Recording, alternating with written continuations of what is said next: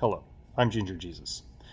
And yes, while normally this is a channel devoted to Blood Bowl and other Games Workshop properties, I do want to say that before Blood Bowl, there was a game called Legend of the Five Rings, deep in my heart. I played it almost from its original run, from when it dropped to when they stopped producing at least the first edition books. Because that is how long me and my friends played that game. That game, much like the game I'm about to discuss now, both written by a man named John Wick. John Wick is my Gary Gygax. I say this unequivocally.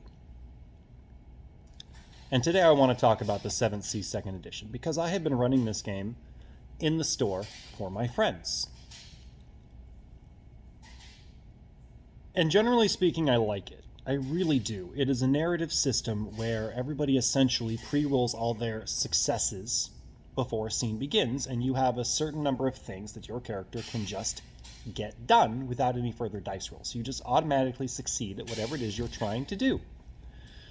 I find it to be a wonderful system where the fight scenes and the other narrative dramatic scenes happen not necessarily more quickly, but the players tend to be a lot more invested in what's going on because they know for a fact that they're going to be all right. Or at the very least, they know that they're going to get what they want to get done, which is helpful. Now in the book, they refer to these as raises, but I don't like using that term, so I do use the term successes. And that is only one of a couple changes I've made to the system, because as much as I do like this game world, and I do like this game system, there are flaws, and they're not small flaws. They're quite large, but fortunately, they're not hard to fix.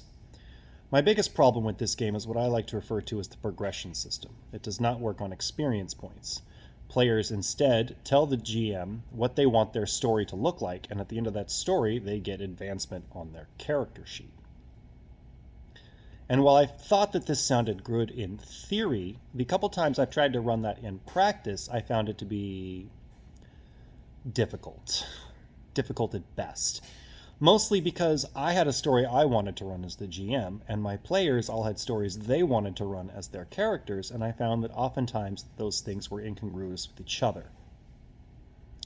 So I had the choice of either running my story and enjoying myself, or letting my players subsume my story and me really just being a referee for what they wanted to do. And while I love the idea of that, as a game master, I found myself wondering why I was there. I was not enjoying it as much. So I've decided to scrap the entire progression system. I went back to the first edition 7th Sea and first edition L5R and decided to bring back the experience points system. So 1 experience point per dot to raise a skill, 5 experience points per dot to raise a stat. Any advantages my players want to buy is the cost of that advantage times 3, so on and so forth. And while I do have a problem with the narrative progression system because it does subsume what I do, I also found I had a problem with the narrative advancement system because it made it so players were punished when they wanted to change halfway through working on what they wanted to raise into raising something else. Once they decided that they wanted to raise the skill, the stat, or get this advantage, they were stuck on that story path or risk wasting a lot of time, a lot of effort, and a lot of energy. And while that may be true in real life, in a game system where you're supposed to be legendary heroes, I found it to be